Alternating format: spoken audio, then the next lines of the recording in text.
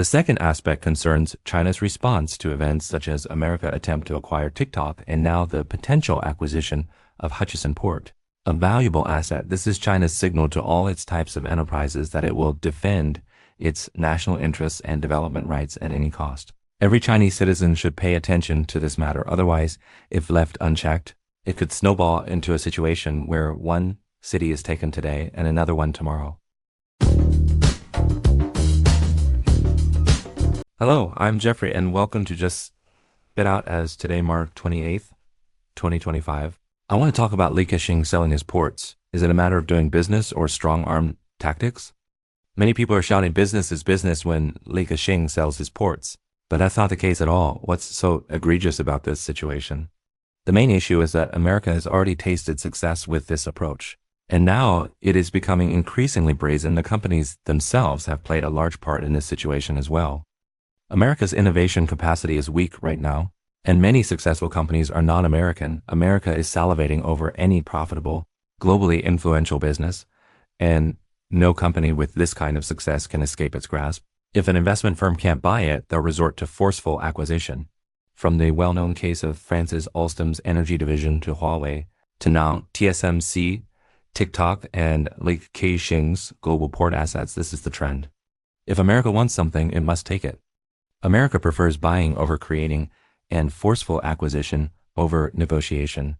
If there is no resistance, America assumes this is fair. If a company cooperates in a sale, America will think it's a loss if it doesn't push harder, setting a dangerous precedent. If this trend continues, forceful takeovers will become even more frequent, and even symbolic resistance won't stop it. The world doesn't lack dollars, but it does lack valuable assets. Valuable assets are limited, but dollars are not for America. A click of a mouse gives them as much as they want. America's only powerful production capacity is the production of dollars. And with infinite dollars, America can buy any asset in the world. If that were the case, the world would have long been America's. Thus, the real game rule is that either core assets are non-negotiable, or if you can buy mine, I must be able to buy yours. The way America plays now is that it can buy your assets, but you can't buy theirs. If you refuse to sell, they will take it. This is nothing but a bully's logic from the root of it. This is the inherent flaw of a pirate nation. Americans doesn't think there's any problem with this because, in the past, no one challenged them. They believe the world should operate this way. But now China has arrived to correct this. China wants to show America what fairness and reason really mean. At this moment, talking about business is nonsense. These people need to detox their brains. Some say Ka-shing's sale is already a done deal, irreversible, but we shouldn't see it that way. We need to examine it from two angles. First, from the lesson learned in America's attempted acquisition of TikTok, China has learned that relying on so-called market behavior, on the self-awareness of companies, and the morality of capitalists is unreliable. At the national level, when it comes to core strategic and national security interests, the government must not be absent from regulation. It must intervene when necessary. This is why, when America tried to acquire TikTok, China quickly implemented regulations to prevent the deal. Now, if Ka-shing's Hutchison Port sells global port assets to American BlackRock Capital, China, as the world's largest trading nation and a major maritime power, has a vested interest in the matter. Hutchison Ports accounts for over 10% of global shipping.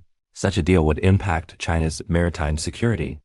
So, even if companies can proceed with such transactions at the national level, there are national interests at stake. These interests are grounded in laws and regulations, which can be used to review such deals.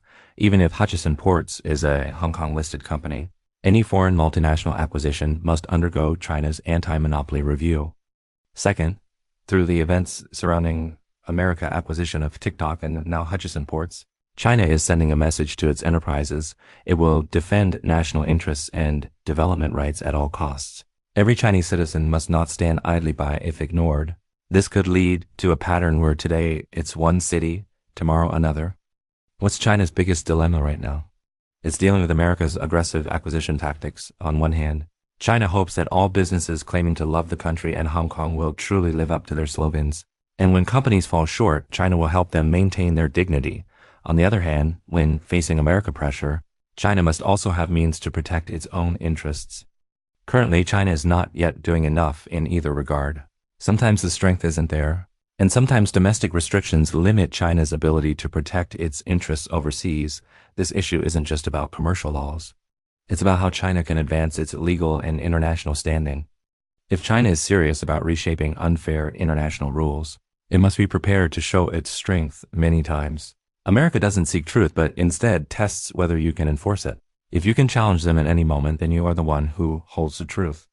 That is all for this episode. Appreciate your listening. Love you guys.